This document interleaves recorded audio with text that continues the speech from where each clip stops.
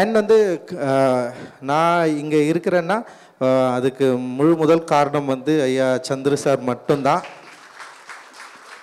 நான் சின்ன வயசுலேருந்து எனக்கு நிறைய ஆசிரியர்கள் இருக்கிறாங்க. எனக்கு நான் இப்போ பாத்திமா டீச்சரை பற்றி நான் சொல்வேன். நான் 3வது படிக்கிறப்ப எனக்கு அந்த டீச்சர் எனக்கு எவ்வளோ முக்கியமானவங்கன்னு சொல்லிட்டு. அண்ட் வந்து அதுக்கப்புறம் 6th 7th அப்புறம் 11th 12th அப்படின்னு இருந்தாலுமே கூட வந்து எனக்கு வந்து நான் ஆசிரியர், அதாவது திரைத்துறையில் கூட நான் நிறைய பேர் ஒர்க் பண்ணியிருக்கேன். அண்ட் எனக்கு வந்து ஆசிரியர் அப்படின்னு நான் சொன்னால் 2 பேரை சொல்லுவேன். ஒன்று வந்து பாபா சாஹேப் அம்பேத்கர் அண்ட் இன்னொன்று வந்து சந்திர சார். எனக்கு 2 பேருமே என் லைஃப்பில் ரொம்ப ரொம்ப முக்கியமானவங்க. பாபா சாஹேப் அம்பேத்கர் எப்படி தன்னுடைய அரசியல் நிலைப்பாடு மூலமாக எனக்குள்ள பல வகுப்புகளை எடுத்து அவர் மூலமாக நான் நிறைய கற்றுக்கிட்டேன். ஸோ அந்த கற்றுக்கிட்டது தான் வந்து பேபேக் சொசைட்டி அண்ட் இந்த சமூகத்தை வந்து சரியாக புரிஞ்சுக்கிறது அண்ட் இந்த அரசியல் நிலைப்பாடை புரிஞ்சுக்கிறது, இங்கே இருக்கிற இன்இக்வாலிட்டியை வந்து புரிஞ்சுக்கிறது அண்ட் இந்த நிலத்தோடைய அசமத்துவத்தை புரிஞ்சுக்கிறது. இது மாதிரி நிறைய வந்து பாபா சாஹேப் அம்பேத்கர் தான் எனக்கு வந்து அவர்கிட்ட தான் நான் வந்து தெரிஞ்சுக்கிட்டேன். அண்ட் வந்து கலை இலக்கிய சூழலில் நம்ம யார், நம்ம என்னவா இருக்க போகிறோம், நம்ம யார்கிட்ட பேச போகிறோம் அப்படின்ற ஒரு ஆர்ட்டோடைய செயல்பாடு, ஒர்க் ஆஃப் ஆர்ட் பற்றின வேல்யூவை வந்து நான் முழுசாக தெரிஞ்சுக்கிட்டது வந்து ஐயா கிட்ட தான். அண்ட் வந்து அதனால தான் நான் வந்து ஒரு ஆர்ட் மீடியமாக இருக்கிற சினிமாவில் என்னுடைய கிராஃப்ட் வந்து இன்றைக்கி வந்து பேசப்படுது, என்னுடைய கிராஃப்ட் மதிக்கப்படுது. அது வந்து அதோட கலை செயல்பாடை வந்து மதிக்கிற இடத்துல வந்து நிற்குதுன்னா அதுக்கு வந்து முழு பொறுப்பை வந்து ஓவியர் சந்திர சார் மட்டும்தான். அண்டு ரொம்ப சந்தோஷம். அண்டு சந்திர சாரோட நிறைய பேர், அண்ணன் நடராஜன் இருக்கார், வெங்கட் அண்ணன் இருக்காங்க, அண்டு பிரபாகர் அண்ணன், நிறைய பேர் இருக்காங்க. அண்டு அவங்களுக்கு எல்லாருக்கும் இந்த நேரத்தில் நான் வந்து நன்றியை தெரிவிச்சுக்கிறேன். அண்ட் அலோனி சார் பேசுகிறப்போ சொன்னார், நவீனம் அப்படின்றத பற்றி தான் நிறைய வந்து முறையிட்டார். நவீனத்தில் நம்முடைய இருத்தல் என்னவா இருக்குது அப்படின்றது தான் வந்து ரொம்ப முக்கியமான கேள்வியாக நான் வந்து பார்க்குறேன். ஸோ இருத்தல் அப்படின்றது வந்து இங்கே என்னவா இருக்குது, பொதுவாக இருக்கா இல்லை வேறு என்ன செயல்பாடாக இருக்குது அப்படின்றது வந்து ரொம்ப முக்கியமான கேள்வியாக இருக்குது. நவீனம் எதை கோருது, அதுதான் நான் மிக முக்கியமான கேள்வியாக நான் வந்து பார்க்குறேன். நவீனம் எதை கோருது? நவீனம் வந்து இருத்தலை கோருது அப்படின்னா, இப்போ இருக்கிற மாடர்னிட்டியை கோருதுன்னா, அப்போ மாடர்னிட்டியில் நம்முடைய இருத்தல் என்னவா இருக்குது, இருத்தலுடைய செயல்பாடு என்னவா இருக்குது அப்படின்றத வந்து நம்ம புரிஞ்சிக்க ட்ரை பண்ணணும்னு நான் நினைக்கிறேன். பட் ஆனால் நவீனம் என்ன இங்கே முன்வைக்குதுன்னா வந்து எல்லாத்தையும் அழிக்குது, எதையுமே வந்து முன் வரல. நவீனம் வந்து பொதுன்ற ஒரு அமைப்புக்குள்ளே எல்லாத்தையும் உள்ளே கொண்டு வந்து சேர்க்குது. ஆனால் அந்த பொது வந்து ஏற்கனவே இங்கே இருக்கிற அசமத்துவத்தை பற்றி எந்த டிஸ்கஷனையும் கோராமல் வந்து ஒரு பொது உருவாக்க ட்ரை பண்ணுறது இருக்குல்ல, அது வந்து ஒரு மிக மோசமான ஒரு செயல்பாடாக நான் வந்து பார்க்குறேன் நான். அப்போது நவீனம் அப்படின்றது வந்து இங்கே இருக்கிற பிரச்சனையை கோராமல், இங்கே இருக்கிற எந்த ப்ராப்ளத்தை பற்றியும் பேசாமல், அது வந்து ஒரு பொதுவில் எல்லாரையும் வந்து ஐக்கியமாக்கி, அது வந்து என்ன சொல்கிற ஒரு ஃபியூச்சரிஸ்டிக் வேர்ல்டை பற்றி கனவு காண்றது தான் நவீனமா அப்படின்னா, அப்போ அந்த நவீனத்தில் ஏற்கனவே இருந்த பிரச்சனைகளை அழிச்சிட்டாங்களே, ஏற்கனவே இருந்த பிரச்சனைகளை பற்றி யோசிக்காமல் அதை கடந்து போக முடியுமா அப்படின்னா, அப்போ நவீனம் வந்து ஒரு ஃபேக்காக இருக்கிற மாதிரி நான் வந்து யோசிக்கிறேன். அப்போ நவீனத்தில் இந்த கலை இலக்கிய செயல்பாடுகளுடைய தேவைகள் என்ன, அப்போ தலித் ஐடென்டிட்டியை கோர்றது வந்து நவீனம் இல்லையா, இதுதான் இங்கே வந்து ஒரு மிகப்பெரிய ஒரு கேள்வியாக இருக்குது. ஸோ தலித் ஐடென்டிட்டியை கோர்றது வந்து நவீனம் இல்லைன்னா அது ஒரு பிற்போக்குத்தன்மை இல்லை வந்து ஒரு அடையாள அரசியல் அப்படின்னு சொல்லிட்டு நீங்கள் பேசுகிறீங்கன்னா, அப்போ நவீனத்தில் பொதுவில் எதையெல்லாம் உருவாக்க நம்ம ட்ரை பண்ணுறோம். பொதுவை உருவாக்குதல் அப்படின்றது வந்து ஏற்கனவே இருக்கிற பழையசை அழிச்சிட்டு தான் ஒரு பொதுவை உருவாக்கவே முடியும். அப்போ பழையசை அழிக்கிறதுனா எதை நம்ம அழிக்க போகிறோம்? அப்போ நவீனத்தில் எதை அழித்து எதை உருவாக்க போகிறோம் அப்படின்றது வந்து ரொம்ப முக்கியமான கேள்வியாக இருக்குது. அப்போ அழித்தலை குறித்து நம்ம என்னைக்காவது கவலைப்பட்டிருக்கோமா? அப்போ வந்து உருவாக்குதலை குறித்து நம்ம எல்லாருமே கவலைப்படுறோம். அப்போ அழித்தலை குறித்து கவலைப்பட வேண்டிய அவசியம் இருக்குது. அழித்தல் என்பது என்னவா இருக்குது, அழித்தல் யாருடைய ஐடென்டிட்டியாக இருக்குது, அழித்தல் என்ன பிரச்சனையை வந்து இங்கே வந்து பேசுது. அப்போ அழிக்காமல் கடக்கிறது தான் வந்து நவீனமா, இல்லை அழிக்காமல் கடந்து பொதுவில் சேருவது தான் நவீனமா அப்படின்ற ஒரு முக்கியமான கேள்வி இருக்குது. அது கலை உலகத்தில் வந்து விவாதிக்கப்பட வேணும் அப்படின்னு நான் நினைக்கிறேன். இப்போது தலித் வந்து தன்னுடைய ஐடென்டிட்டியை கோருறது அப்படின்றது வந்து ஒரு அடையாள அரசியலாக இங்கே வந்து பார்க்கப்படுது. தலித் தன்னுடைய ஐடென்டிட்டியை கோருறது அப்படின்றது ஒரு சாதியமாக இங்கே வந்து பார்க்கப்படுது.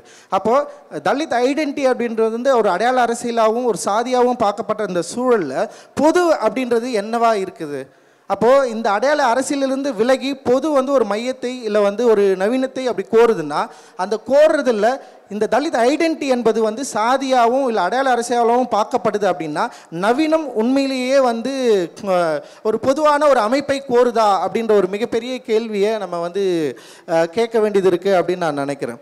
ஏன்னா ஒன்றும் இல்லை, இப்போ இந்த சிச்சுவேஷன் அப்படியே ஒரு 25 ஆண்டுகளுக்கு பின்னாடி கொண்டு போவாங்களா இப்படியே தான் இருக்கும், இல்லை ஒரு 50 ஆண்டுகளுக்கு பின்னாடி கொண்டு போவாங்களா அங்கேயும் அப்படியே தான் இருக்கும். ஏன்னா அப்போ வந்து பாபா அம்பேத்கர் இதே மாதிரியான சூழல்களை எதிர்நோக்கினார். சுதந்திர இந்தியாவில் வந்து தலித் ஐடென்டிட்டியை சொல்கிறது இல்லை வந்து பட்டியலின மக்களுக்காக பேசுகிறதே வந்து அவர் வந்து சமூகத்தை பிரிக்கிறாருன்னு சொல்லிட்டு காந்தி அவர்களுக்கும் வந்து அம்பேத்கருக்கும் மிகப்பெரிய உரையாடல் நிகழ்ந்தது. அப்போங்குமே என்ன சொன்னாங்கன்னா ஒரு சமூகத்தை பிரிக்கிற நோக்கில் வந்து பாபா அம்பேத்கர் செயல்படுறாரு, அவருக்கு வந்து ஒரு ஜாதிய எண்ணம் தான் வந்து மேலோங்கின்னு இருக்குது. ஒன்றா இருக்கிற இல்லை சுதந்திர இந்தியாவில் எல்லாரும் ஒன்றா மாறுற ஒரு இடத்துல வந்து பாபா அம்பேத்கர் வந்து பிரிவினையை தூண்டுறாரு அப்படின்னு வந்து ஒரு குற்றச்சாட்டு வந்து வைக்கப்பட்டது. ஸோ இப்போ என்னவா நிகழ்துன்னா இப்போ தலித் ஐடென்டிட்டியை கோர்றது அப்படி இருக்குதுல்ல, அது வந்து ஒரு திரும்பவும் ஜாதியமாக பார்க்கப்படுது, அது வந்து கலை இலக்கிய சூழலில் வந்து ஒரு ஜாதியோட வெளிப்பாடாக பார்க்கப்படுது. அப்படின்னு இருக்கிறப்ப வந்து இங்கே சில கேள்விகள் தான் வந்து கேட்க வேண்டியது இருக்குது. அப்போ உலக அளவில் கருப்பர்கள் ஒன்று கூறுறதை வந்து நிறவரிக்கு எதிராக பார்ப்போமா இல்லை நிறவரிக்கு ஆதரவாக பார்ப்போமா? அப்போ கருப்பர்கள் அப்படின்றவர் வந்து வெறுமனே வந்து ஆஃப்ரோ அமெரிக்கன், அதாவது அமெரிக்காவில் புலம்பெயர்ந்த கருப்பர்கள் மட்டுமா இல்லை உலகம் முழுக்க இருக்கிற கருப்பர்கள் மட்டுமா அப்படின்னு நம்ம வந்து கேள்வி கேட்க வேண்டியிருக்கு. அப்போ உலகம் முழுக்க பல இனக்குழுக்கள் இருக்குது, கருப்பர்கள் பல இனக்குழுக்கள் இருக்கிறாங்க, பல மதங்களை பின்பற்றுகளாக இருக்கிறாங்க, பல மொழிகளை பின்பற்றுகளாக இருக்கிறாங்க, பல கலாச்சார வேறுபாடுகளை கொண்டவர்களாக கருப்பர்கள் இருக்கிறாங்க. ஆனால் உலக அளவில் கருப்பர்கள் அப்படின்ற ஒரு குடையின் கீழே திரண்டு தன்னோட நிறவரிக்கு எதிராக ஒரு ஐடென்டிட்டியை கோர்றது எப்படி வந்து நிறவரிக்கு ஆதரவாக பார்க்க முடியும்? அப்போ அது ஒரு நிறவரிக்கு ஆதரவான ஒரு செயல்பாடாது அப்படின்ற ஒரு முக்கியமான கேள்வியை நம்ம வந்து கேட்க வேண்டியது இருக்குது. இப்போ அந்த கேள்வி தான் இப்போ தலித்கள் மத்தியில் நம்ம வந்து கொண்டு வர வேண்டிய அவசியம் இருக்குது. இப்போ ஒரு அரசியல் நிலைப்பாடாக தலித் ஐடென்டிட்டி கோர்றது அப்படின்றது, கலை நிலைப்பாடாக ஒரு தலித் ஐடென்டிட்டியை கோர்றது அப்படின்றது வந்து ரெண்டும் வேறு வேறு செயல்பாடா?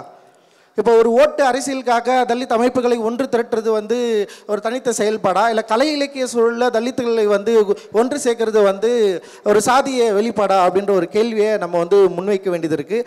இந்த பிரச்சனை எங்கே இருக்குன்னா சாதியவாதிகள் கிட்ட இது இல்லை. அவங்க வந்து இந்த பிரச்சனையை வந்து அப்படியே எதிர்மறையாக பார்க்குறாங்க. ஏன்னா சாதியவாதிகள் சாதிக்கு எதிரானவர்கள் அப்படின்ற ரெண்டு நிலைப்பாடு தான் இருக்குது.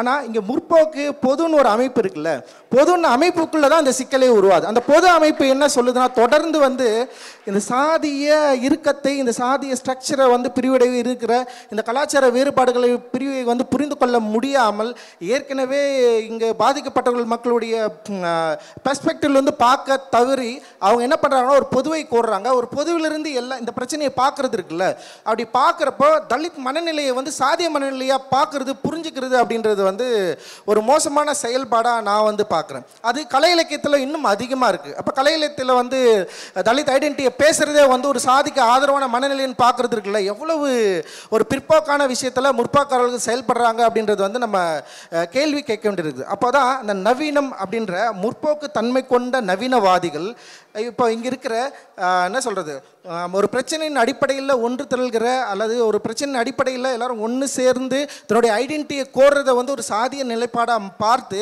இதை வந்து ரிஜெக்ட் பண்ணுறது இருக்குல்ல, அந்த ரிஜெக்ட் பண்ணுற மனநிலை வந்து ஒரு கேன்சல் கல்ச்சர் இருக்குல்ல, ரொம்ப மோசமானதாக நான் வந்து பார்க்குறேன்.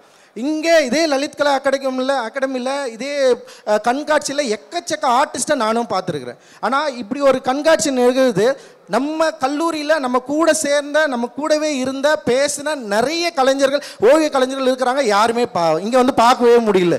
எனக்கு புரியவே இல்லை. ஒரு கான்டெம்பரரியாக ஒரு குழுவை உருவாக்கி, ஒரு கான்டெம்பரரியாக நீங்கள் ஒரு குழு உருவாக்குறீங்க, இல்லை கான்டெம்பரரியான பாலிடிக்ஸை பேசுகிறீங்க, இல்லை வந்து கலை இலக்கிய உலகில் வந்து நீங்கள் வந்து மிகப்பெரிய மேதாவிகளாக இருக்கிறீங்க. ஆனால் உங்களால் இங்கே காட்சிப்படுத்தப்படுகிற ஒரு என்ன சொல்கிறது கண்காட்சிக்கு கூட உங்களால் வந்து பார்ட்டிசிபேட் பண்ணி இதை சப்போர்ட் பண்ண முடியலன்னா அந்த தேக்க நிலை யார்கிட்ட இருக்குது, உங்ககிட்ட இருக்கா என்கிட்ட இருக்கா அப்படின்றது வந்து நம்மக்கிட்ட இருக்கான்றது வந்து கேட்க வேண்டிய கேள்வியாக இருக்குது. இப்போ இது ஏன் நான் சொல்கிறேன்னா, சந்திர அவர்களை பற்றி அவரை சுற்றி நிகழ்த்தப்பட்ட மிக மோசமான தாக்குதல்களில் ஒன்று வந்து ஓவியர் சந்திர அவர்கள் சாதி ரீதியாக செயல்படுறாரு. அவர் கூட இருக்கிறவங்க எல்லாருமே வந்து எஸ்சி கேஸ்ட். இதுதான் வந்து ஃபஸ்ட்டு நான் காலேஜுக்குள்ளே நுழைஞ்சவனே நான் வந்து பார்த்தது. பட் ஆனால் நான் வந்து அவரை ரொம்ப நாளாக பார்த்துட்டு இருக்கேன். அவர் கூட வந்து எஸ்சியை விட நான் எஸ்சி தான் நிறைய பேர் இருக்கிறாங்க. நானும் யோசிப்பேன். பட் ஆனால் சந்திர சாருடைய இந்த நிலைப்பாடை புரிந்து கொண்டவர்களாக அவர்கள் இருக்கிறார்கள். அதுதான் ரொம்ப முக்கியமானதாக நான் வந்து பார்க்குறேன். ஸோ அவர்களுடைய புகைப்படங்கள் இங்கே வந்து ஓவியங்கள் வந்து இங்கே காட்சிப்படுத்திருக்கு அப்படின்றது வந்து ரொம்ப சந்தோஷமாக பார்க்குறேன். இப்போ தலித் நிலைப்பாடு, இப்போ தலித் ஐடென்டிட்டி ஒன்று, தலித் நிலைப்பாடு ஒன்று, தலித் அந்த கல்ச்சுரல் ஸ்பேஸ்க்குள்ளே இயங்கி செயல்படுதல் ஒன்று. இப்போ இது மூணுத்தையும் நம்ம வந்து ஒரு நிலையாக ஆக்கி பார்க்க வேண்டிய தேவை இருக்குது. ஸோ அப்படி மூணுத்தையும் ஒரு நிலையாக பார்க்க வேண்டிய தேவை இருக்கிறப்போ அப்போது இதை ரிஜெக்ட் பண்ணுற, இல்லை கேன்சல் பண்ணுற, இல்லை இதில் வெளியிலேருந்து பார்க்குற, இல்லை இதோடைய அரசியல் நிலைமையை கொஞ்சம் கூட வந்து டிஸ்கஷன் பண்ணாமல் நிராகரிக்கிற இந்த கலைஞர்களை வந்து நம்ம என்னன்னு பார்க்குறது அப்படின்னு யோசிக்கிறப்போ காலேஜ் டைம்லேருந்து இந்த சண்டை தான் நடந்துட்டு இருக்குது. காலேஜ் ஃபஸ்ட் இயர் நுழைஞ்சதுலேருந்து இப்போ வரைக்கும் வந்து அந்த பிரச்சனை தான் போயிட்டு இருக்குது. இன்னும் அவர்கள் வந்து தங்களை நவீனவாதிகளாக, முற்போக்குவாதிகளாக சொல்கிறாங்கன்னா, நான் அவர்கள் அப்பட்டமான ஒரு ஜாதிவாதிகள்னு சொல்லிட்டு நான் வந்து நான் சொல்ல வந்து நான் விரும்புகிறேன். இது டிஸ்கஷன் தான் இது. ஏன்னா சாதியை அழித்தல் அப்படின்றது என்ன ரொம்ப முக்கியமாக தன்னுடைய இருப்பை நான் எங்கே இருக்கிறேன், நான் எங்கே நிற்கிறேன் அப்படின்றத சரியாக புரிஞ்சுக்கிட்டு தன்னை முற்றிலுமாக அதிலேருந்து துடை தெரிந்து விட்டு அதுக்கு எதிரான மனநிலையை கோருறதுல தான் வந்து சாதியை அழித்தலிருந்து இன்னொரு ஸ்டேஜுக்கு வந்து நகருது.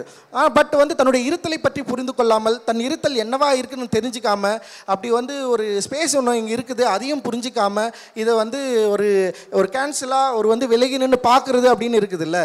ஸோ இது நாட் ஒன்லி ஓவியம் மட்டும் கிடையாது, சினிமாவில் இது இருக்குது, புகைப்பட துறையில் இருக்குது, அண்ட் வந்து கலை இலக்கிய உலகத்தில் வந்து மிக அதிகமாக இருக்கிறதா நம்ம வந்து பார்க்குறோம்.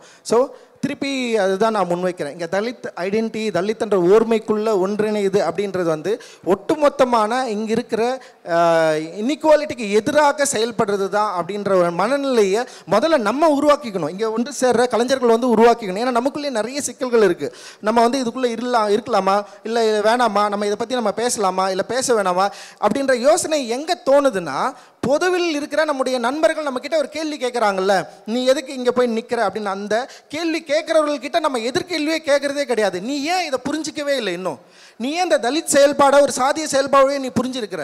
அப்போது சாதி அமைப்புக்கும் தலித் செயல்பாடுக்கும் உள்ள வேறுபாடை உன்னால் புரிஞ்சிக்க முடியலன்னா சிக்கல் எங்கே இருக்குன்னு சொல்லிட்டு அவர்கள்கிட்ட எதிர்கேள்வி கேட்டு இந்த அமைப்புக்குள்ளே அவர்களை கொண்டு வருதல், அவர்களை அழைத்தல், இந்த இருத்தலுக்குள்ளே அவர்களை மாற்றி நம்மளோடு மாற்றுதல் தான் வந்து ஒரு முக்கியமான செயல்பாடாக இருக்கும் அப்படின்னு நான் நம்புகிறேன். அண்ட் அந்த செயல்பாடு சார் சொன்ன மாதிரி பீயிங் அண்ட் பிகமிங் இருக்குல்ல, ரொம்ப முக்கியமானதாக நான் வந்து பார்க்குறேன். பீயிங் வந்து ரொம்ப ரொம்ப முக்கியம், அண்ட் பிகமிங் அதை விட ரொம்ப முக்கியம். ஸோ நவீனம் வந்து பிகமிங்கை தான் கோருதல். ஸோ அந்த பிகமிங்கில் நம்ம யார், நம்ம என்ன ஸ்டாண்டில் நிற்க போகிறோம், நம்ம யாருக்கு ஆதரவாக நிற்க போகிறோம்.